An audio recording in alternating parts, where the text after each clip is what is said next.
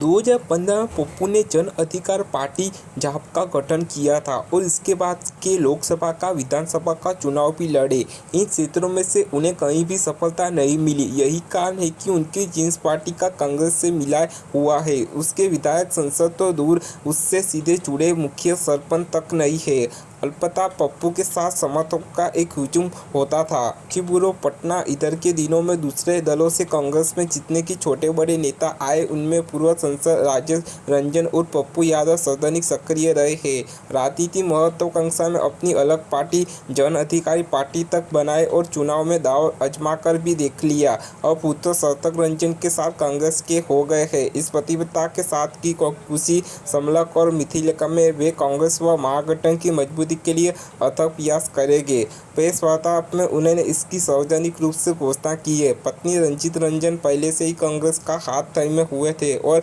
छत्तीसगढ़ से राज्यसभा के सदस्य हैं। पप्पू के बारे में यही धारणा है कि वे कहीं टिक कर नहीं रहते हैं, संसदीय क्षेत्र की तरह पार्टी में भी बदलते रहते हैं। हालांकि उन्होंने यह कसरत पिछले वर्षों में की है और उसका परिणाम भी देख समझ चुके हैं। बिहार कांग्रेस आज जिस स्थिति में है उसमें असीम धैर्य की आवश्यकता है। पार्टी का एक अनुभवी अहदेदार का कहना है कि कांग्रेस की अपनी चाल डाल है और वह बिहार को क्षेत्र में बढ़ाकर नहीं चाहती, संप्रदाय की राजनीति में विश्वास रखती है। संभवतः यह संदेश पप्पू के लिए भी है, क्योंकि दिल्ली में उनके समर्थकों द्वारा जिंदाबाद के नारे लगाए जाने पर कांग्रेस जनों से प्रेस वार्ता की मर्यादा का ध्यान दिलाया और उन्हें कांग्रेस की रीति नीति के अनुपालन की बात सिखाई।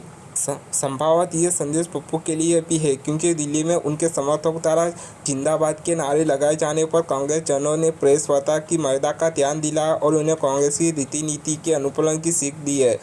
मधेपुर और पूर्णिया संसदीय क्षेत्रों से लड़कर पप्पू हारते जीतते रहे हैं। रंजीत भी सरासा और सुपौल सदस्यीय क्षेत्र का प्रतिनिधित्व कर चुकी है। इनमें से पूर्णिया सिमका का अंश है और बाकी संसदीय क्षेत्रों की गिनती कोसी परिक्षेत्र में होती है। 2015 में पप्पू ने जन अधिकारी पार्टी का गठन किया था और इसके बाद के लोकसभा व विधानसभा का चुनाव भी लड़े थे। इन क्षेत्रों में से उन्हें कहीं भी सफलता नहीं मिली। यही कारण है कि उनकी जिस पार्टी का कांग्रेस में विलय हुआ है उसके विधायक संसद तो दूर है, इससे सीधे मुखिया सरपंच तक नहीं। अलबत्ता पप्पू के साथ समर्थकों का एक हुजूम होता है।